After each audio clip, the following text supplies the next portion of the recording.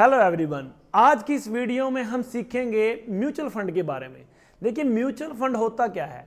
जैसे इसके नाम से ही दिख रहा है कि म्यूचुअल मीन्स मिला जुला। फंड जो भी कहीं पे हम पैसा लगाते हैं, सेव करते हैं, किसी जगह भी हम अपना पैसा डाल रहे हैं, उसको वो हो गया। तो मतलब क्या है कि मिला जुला एक फंड है जो हमारे मनी को मल्टीप्लाई करने के काम आता है। किस तरह से? म्यूचुअल फंड में सबसे जो मेन चीज है वो होती है इन्वेस्टमेंट। इन्वेस्टमेंट कौन पर्सन कर सकता है?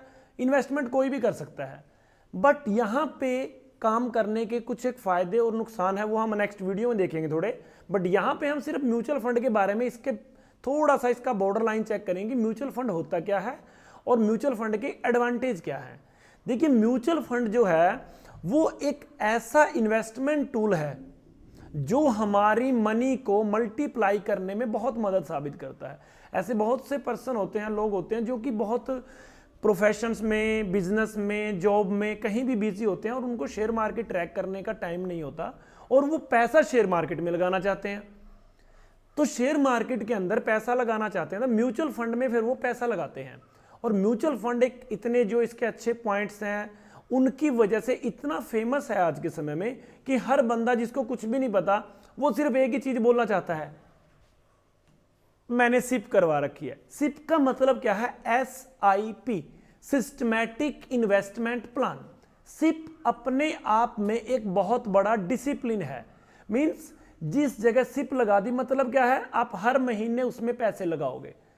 इसमें पैसा लगाने के दो तरीके होते हैं कि आप तो हर महीने भी लगा सकते हैं, एक फिक्स डेट आप कर लोगे, और अदरवाइज अगर आपको लगाना है तो आप वन टाइम भी लगा सकते हैं। सिप की जो लगाने की मिनिमम वो है वैल्यू, वो स्टॉक्स के हिसाब से अलग भी होती है, बट ये जो मैक्सिमम जिस भी शेयर्स में यहाँ पे भी हम इसको लगाते हैं सेक्टर्स के अंदर, ये क्या करती है 500 रुपीज से शुरू होती है और मैक्सिमम आप इसको कर सकते हो जहां तक आपका दिल करे, अलग अलग शेयर्स के अंदर जाके भी।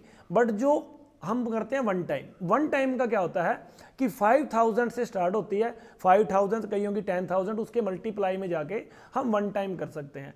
वन टाइम कौन करता है? जो बंदा सोचता है कि मुझे शेयर मार्केट का थोड़ी बहुत ही जानकारी है, जैसे ही मार्केट ड्रॉप होएगी थोड़ी बहुत भी तो वो बाय ऑन डिप्स का काम करते हैं। ये टर्म्स हम थोड़ी आगे क्लियर कर लेंगे। बट दूसरा क्या है? Systematic withdrawal plan. जब भी हम ज्यादा पैसा डाल के काम करते हैं तो as a income, as a pension, उस तरह से भी हम इसको यूज कर सकते हैं।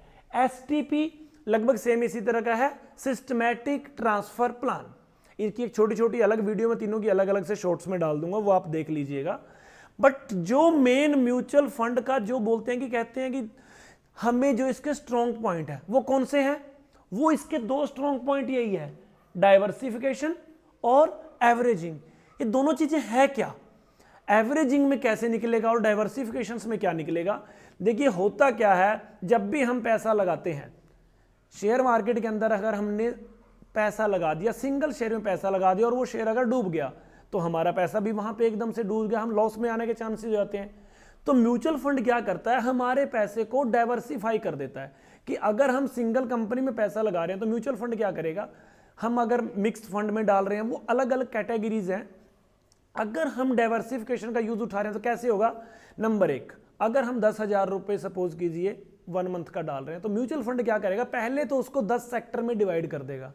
जैसे for example banks, IT, FMCG, auto, metal, pharma, real estate, energy, इस तरह से जितने सेक्टर हैं, सपोज कीजिए उसने 10 सेक्टर सेलेक्ट किए, वो 1,000 रुपया अपना वहां पे लगा देगा। उसके बाद क्या होगा? जो बैंकिंग में भी जैसे उसने क्या किया है 1000 रुपीज लगे, वहां भी वो 10 शेयर्स के अंदर पैसा लगाएगा।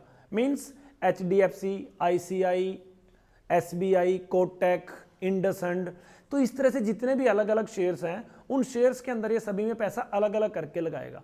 तो आपका जो 10,000 रुपया था वो 100 कंपनीज के अंदर लग गया। तो ऐसे क्या होगा? अगर एक कंपनी डूब भी गई तो आपका 100 रुपये ही डूबता है। तो ये डाइवर्सिफिकेशन का फायदा पड़ता है कि अगर इन केस किसी कंपनी में नेगेटिव न्यूज आ गई, कोई गलत काम भी हो गया, कुछ भी मार्केट में वो शेयर कंपनी डाउन चली गई, तो उसमें क्या होगा? डाइवर्सिफिकेशन से आपको सेफ्टी मिल जाएगी, आपकी पूरी कैपिटल डाउन नहीं जाएगी। जो सबसे मेन है चीज सीखने वाली वो है एवरेजिंग। जो म्यूचुअल फंड के ये दो पॉइंट हैं, इन दो पॉइंट्स में, स्ट्रॉन्ग पॉइंट में, दोनों के दोनों ही बहुत जबरदस्त हैं। डाइवर्सिफिकेशन के बारे में हमने पढ़ लिया, तो अभी हम देखते हैं एवरेजिंग। एवरेजिंग क्या होती है कि जब भी हम किसी शेयर में इन्वेस्टमेंट करते हैं तो हमें लगता है कि अब ये इससे नीचे नहीं जाएगा, इसलिए तो हम उसको परचेज कर रहे हैं। बट होता क्या है, वो शेयर और नीचे चला जाता है और फिर हमें पैनिक शुरू हो जाता है, बीपी, पल्स, सारी चीजें होनी शुरू हो जाती हैं। कई लोगों को घबराहट भी हो जाती है। क्यों? क्योंकि हमने रिस्क मैनेजमेंट नहीं किया। रिस्क मैनेजमेंट के अलग वीडियो बनेंगे। तो मेन जो है एवरेजिंग है, क्योंकि ये एवरेजिंग होती किस टाइम पे है, कुछ लोग इसको डाउन में भी करते हैं और अप में भी करते हैं, और म्यूचुअल फंड भी सेम काम करता है। अगर आपका शेयर डाउन जा रहा है वो तब भी एवरेजिंग करता रहेगा, और अप जा रहा है तो भी एवरेजिंग करता रहेगा। तो अभी हम इसको डाउन के अंदर एक बार समझने की आज कोशिश करते हैं कि एक्चुअल में ये होता कैसे है।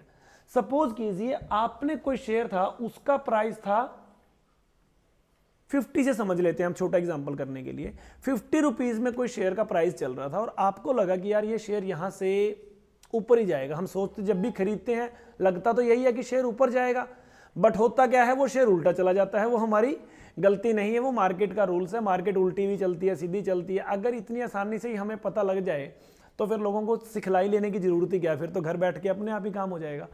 तो जो अगर आप 50 रुपीज में अगर आप ये सोच रहे हो कि आपने फुल इन्वेस्टमेंट वहां पे कर दी, अगर वो 40 चला गया तो पॉसिबल है, पॉसिबल बिल्कुल है। और वो शेयर डाउन जाएगा तो हमारी धड़कन भी बढ़ेगी और हमें डर भी लगेगा और बोलेंगे यार इस शेयर ने तो गड़बड़ कर दी। और जैसे ही वो दोबारा 50-52 क्रॉस करेगा तो हम उसमें से एग्जिट भी कर लेंगे। क्यों करेंगे? क्योंकि हमें ये लग रहा है कि वो शेयर बड़ी मुश्किल से यहां तक पहुंचा, कहीं दोबारा नीचे ना चला जाए। लेकिन दूसरा पर्सन जो एवरेजिंग कर रहा है वो क्या करेगा, वो पहले से ही प्लान करेगा। वो पूरी कैपिटल अपनी यहां पे नहीं डालेगा, वो यहां पे अपनी 40, 30, 50 इस टाइप से अपनी कैपिटल यहां पे लगा देगा। और वो इंतजार करेगा कि अगर ये शेयर यहां से डाउन चला गया, डाउन मीन्स 40 रुपीज, 45, जितना भी अगर ये चला गया, फॉर एग्जाम्पल ले रहे हैं हम इसको, तो समझने के लिए सिर्फ कोशिश करना, अगर वो 40 रुपीज पे चला गया तो वो क्या करेगा, अपनी बैलेंस की 40% या 60% एज पर आपका जो फाइनेंशियल एडवाइजर आपको बताए उसके हिसाब से भी आप कर सकते हो, या जो आपका खुद का रिस्क एपेटाइट है आप उसके हिसाब से भी कर सकते हो। अगर वो 40 चली गई, देखिए एक पर्सन था यहां पे जिसने कोई भी रिस्क मैनेजमेंट नहीं किया, लेकिन ये जो दूसरा पर्सन था इसने रिस्क मैनेजमेंट किया। इसने क्या किया, अपनी 100% कैपिटल एक ही प्राइस पे लगा दी। लेकिन इसने क्या किया, यहां पे 40 लगाई और जैसे ये नीचे 40 चला गया, यहां पे जाके इसने दोबारा से फिर 60% लगा दिया, 40 लगा दी। तो उससे क्या होगा, जो ये पर्सन है इसकी जो बाइंग एवरेज है वो 50 पे ही है, लेकिन इसका क्या होगा, बाइंग एवरेज कम होके 45 से भी नीचे आ जाएगा, 43, 44 इसके आसपास जो इसकी एवरेज आएगी। तो उसके बाद क्या होगा कि अगर ये शेयर थोड़ा सा भी ऊपर चला गया तो इसका लॉस तो ऑटोमेटिक रिकवर हो जाएगा। तो यही फायदा होता है कि एक तो अगर ये शेयर जैसे स्लिप कर रहा है 50 से 48, 47 जैसे स्लिप कर रहा है ना, इस बंदे की बीपी पल्स भी थोड़ी सी स्लिप करती है। क्यों करती है? क्योंकि उसने पूरे पैसे लगा रखे हैं, भाई साहब डाउन जा रहे हैं, लॉस होगा तो डर तो लगेगा ही। लेकिन जो ये पर्सन है ये पहले से सांत्वना लेके बैठा है कि मैंने पूरा पैसा नहीं लगाया, ये इंतजार कर रहा है कि और नीचे जाएगा तो लगा दूंगा। तो इसका रिस्क एपेटाइट है और ये अपना बिल्कुल पेशेंस बना के वहां पे बैठा हुआ कि डाउन जाएगा तो और खरीदूंगा, इसको कोई घबराहट नहीं होगी। तो जब वो शेयर डाउन चला गया तो इसने इतने में खरीद लिया। अगर अभी ये शेयर 40 से 45 भी चला गया तो इसको तो रिस्क बचा ही नहीं ना, जिसने रिस्क मैनेजमेंट करी है। लेकिन दूसरे वाला वो 50 तक जब तक नहीं जाएगा उसको लॉस ही रहेगा। अगर 50 में जाके वो शेयर रुकता भी है तो ये शेयर क्या करेगा, अगर ये पर्सन यहां पे निकलता है तो भी इसको प्रॉफिट है, क्योंकि इसकी एवरेज नीचे की बनी हुई है। और जो ये पर्सन है ये क्या करेगा, ये 50 में आके इसको कोई प्रॉफिट नहीं मिलेगा, इसको लॉस ही रहेगा वहां पे भी। तो ये हुई डाउन के अंदर एवरेज। लेकिन म्यूचुअल फंड होता है वो अप में भी करता रहता है, खरीदता ही रहेगा। तो उसके लिए हम एक देखेंगे, नेक्स्ट वीडियो की भी कोशिश करेंगे थोड़ा सा इसको एवरेजिंग को ना एक बिल्कुल क्लैरिटी के अंदर देखेंगे कि एवरेज और रिस्क मैनेजमेंट इन दोनों का इकट्ठा टॉपिक बना के उसके अंदर वीडियो दोबारा बनाएंगे एक और बड़ी। तो उसके अंदर क्या होगा कि अगर ये शेयर ऊपर चला गया, सपोज कि 60 पे भी चला गया, तो ये वहां पे जाके भी बाय करता रहेगा। तो फिर उसके बाद एवरेजिंग भी अच्छी बनती रहेगी, प्रॉफिट भी बढ़िया आता रहेगा। वो एक अलग चीज है, अलग वीडियो बनेगा। फिलहाल इसको समझ लीजिए। अगर कुछ समझ में ना आया तो आप कमेंट बॉक्स में लिख के बता भी सकते हैं। अगर आपको कोई समझने में दिक्कत आ रही है तो आप प्लीज मुझे कमेंट बॉक्स में बताइए। अगर आपको कुछ अच्छा लग रहा है कि सर इस तरीके से हमें बहुत समझ में आ रहा है, तो हो सकता है कि मैं उसको अपनाऊं और आप लोगों को समझाने में जो मेरी कोशिश है उसको मैं इंप्लीमेंट करूं और बढ़ाऊं। देखने के लिए हमारे से जुड़े रहिए। Thank you.